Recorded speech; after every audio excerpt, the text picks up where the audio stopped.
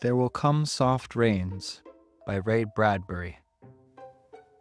Narrated by Fraser, Readman. August 2026. In the living room, the voice clock sang, "Tick-tock, 7 o'clock, time to get up, 7 o'clock." As if it were afraid that nobody would. The morning house lay empty. The clock ticked on, repeating and repeating its sounds into the emptiness. 7-9, breakfast time, 7-9. In the kitchen, the breakfast stove gave a hissing sigh and ejected from its warm interior 8 pieces of perfectly browned toast, 8 eggs sunny side up, 16 slices of bacon, 2 coffees, and 2 cool glasses of milk. "Today is August 4th, 2026, said a second voice from the kitchen ceiling. "In the city of Allendale, California." They repeated the date 3 times for memory's sake. "Today is Mr. Featherstone's birthday. Today is the anniversary of Talita's marriage. Insurance is payable, as are the water, gas, and light bills." Somewhere in the walls, relays clicked. Memory tapes glided under electric eyes. 8-1, tick-tock, 8-1 o'clock. Off to school, off to work, run, 8-1. But no doors slammed. No carpets took the soft tread of rubber heels. It was raining outside. The weather box on the front door sang quietly. "Rain, rain, go away. Rubbers, raincoats for today." And the rain tapped on the empty house, echoing.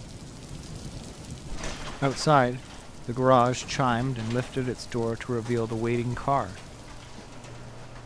After a long wait, the door swung down again. At 8:30, the eggs were shriveled and the toast was like stone. An aluminum wedge scraped them into the sink, where hot water whirled them down a metal throat which digested and flushed them away to the distant sea. The dirty dishes were dropped into a hot washer and emerged twinkling dry. 9:15, sang the clock. "Time to clean." Out of warrens in the wall, tiny robot mice darted. The rooms were acrawl with the small cleaning animals, all rubber and metal. They thudded against chairs, whirling their mustached runners, kneading the rug nap, sucking gently at hidden dust. Then, like mysterious invaders, they popped into their burrows.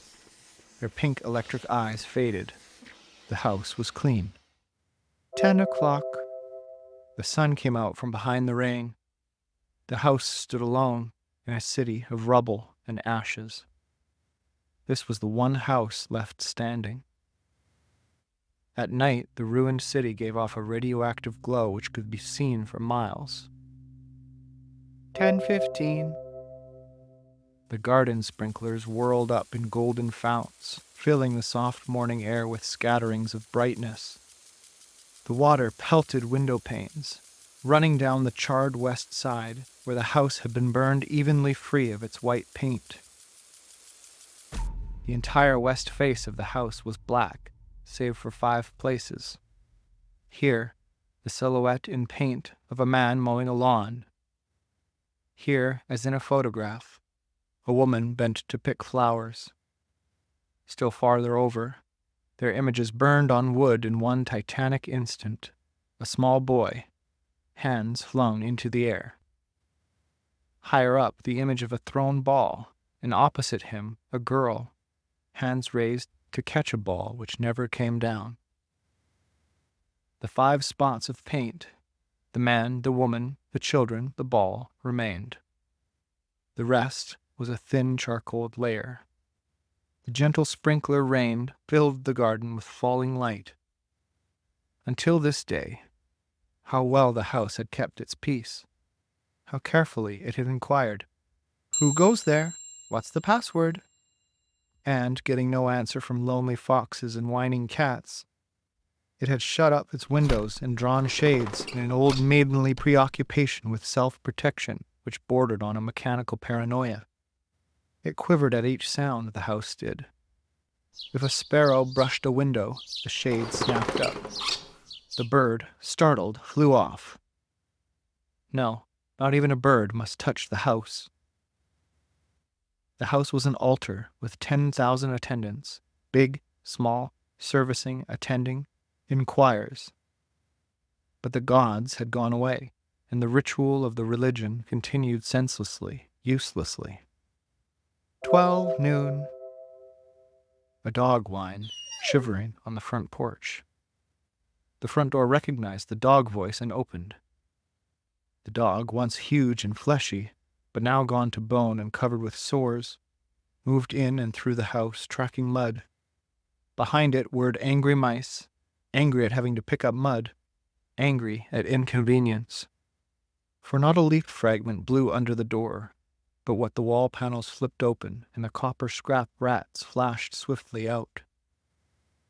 The offending dust, hair, or paper, seized in miniature steel jaws, was raced back to the burrows. There, down tubes which fed into the cellar, it was dropped into the sighing vent of an incinerator which sat like evil Baal in a dark corner. The dog ran upstairs, hysterically yelping to each door, at last realizing, as the house realized, that only silence was here. It sniffed the air and scratched the kitchen door. Behind the door, the stove was making pancakes, which filled the house with a rich baked odor and the scent of maple syrup. The dog frothed at the mouth, lying at the door, sniffing, its eyes turned to fire. It ran wildly in circles, biting at its tail, spun in a frenzy, and died. It lay in the parlor for an hour. 2 o'clock, sang a voice. Delicately sensing decay at last, the regiments of mice hummed out as softly as brown-gray leaves in an electrical wind. 2:15. The dog was gone. In the cellar, the incinerator glowed suddenly, and a whirl of sparks leaped up the chimney. 2:35. Bridge tables sprouted from patio walls. Playing cards fluttered onto pads in a shower of pips. Martinis manifested on an oaken bench with egg salad sandwiches. Music played, but the tables were silent and the cards untouched. At 4 o'clock, the tables folded like great butterflies back through the paneled walls. 4:30. The nursery walls glowed. Animals took shape: yellow giraffes, blue lions, pink antelopes, lilac panthers cavorting in crystal substance. The walls were glass. They looked out upon color and fantasy. Hidden films clocked through well-oiled sprockets, and the walls lived. The nursery floor was woven to resemble a crisp cereal meadow. Over this ran aluminum roaches and iron crickets, and in the hot, still air, butterflies of delicate red tissue wavered among the sharp aroma of animal spores.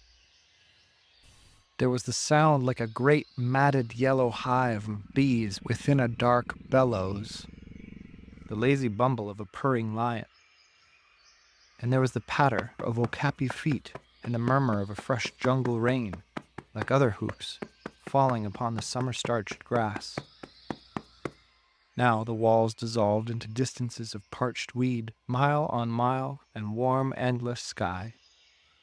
The animals drew away into the thorn breaks and water holes. It was the children's hour. 5 o'clock. The bath filled with clear hot water. 6, 7, 8 o'clock. The dinner dishes manipulated like magic tricks. And in the study, a click. In the metal stand opposite the hearth, where a fire now blazed up warmly, a cigar popped out, half an inch of soft gray ash on it, smoking, waiting. 9 o'clock. The beds warmed their hidden circuits, for nights were cool here. 9:05. A voice spoke from the study ceiling. Mrs. McClellan, which poem would you like this evening? The house was silent. The voice said at last, Since you express no preference, I shall select a poem at random. Quiet music rose to back the voice. Sarah Teasdale, as I recall, your favorite. There will come soft rains and the smell of the ground, and the swallows circling with their shimmering sound, and frogs in the pools singing at night, and wild plum trees in tremulous white. Robins will wear their feathery fire, whistling their whims on a low fence wire, and not one will know of the war, not one will care at last when it is done. Not one would mind, neither bird nor tree, if mankind perished utterly. And spring herself, when she woke at dawn, would scarcely know that we were gone. The fire burned on the stone hearth, and the cigar fell away into a mound of quiet ash on its tray. The empty chairs faced each other between the silent walls, and the music played.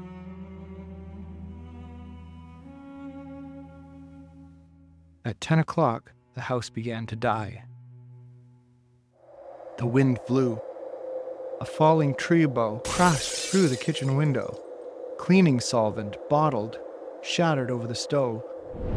The room was ablaze in an instant. "Fire!" screamed a voice.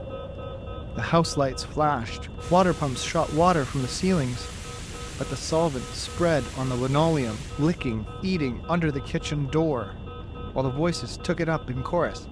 "Fire! Fire! Fire!" The house tried to save itself. Doors sprang tightly shut. The windows were broken by the heat, and the wind blew and sucked upon the fire. The house gave ground as the fire, in 10 billion angry sparks, moved with flaming ease from room to room, and then up the stairs, while scurrying water rats squeaked from the walls, pistoled their water, and ran for more. And the wall sprays let down showers of mechanical rain. But too late. Somewhere, sighing, a pump shrugged to a stop. The quenching rain ceased. The reserve water supply, which had filled baths and washed dishes for many quiet days, was gone. The fire crackled up the stairs. It fed upon Picassos and Matisses in the upper halls, like delicacies, baking off the oily flesh, tenderly crisping the canvases into black shavings. Now the fire lay in beds, stood in windows, changed the color of drapes. And then, reinforcements. From attic trapdoors, blind robot faces peered down with faucet mouths gushing green chemical. The fire backed off, as even an elephant must at the sight of a dead snake. Now there were 20 snakes whipping over the floor, killing the fire with a clear, cold venom of green froth. But the fire was clever. It had sent flame outside the house, up through the attic to the pumps there. An explosion! The attic brain which directed the pumps was shattered into bronze shrapnel on the beams. The fire rushed back into every closet and felt of the clothes hung there. The house shuddered, oak bone on bone, its bared skeleton cringing from the heat, its wire, its nerves revealed as if a surgeon had torn the skin off to let the red veins and capillaries quiver in the scalded air. "Help! Help! Fire! Run! Run!" Heat snapped mirrors like the first brittle winter ice, and the voices wailed, "Fire! Fire! Run! Run!" like a tragic nursery rhyme.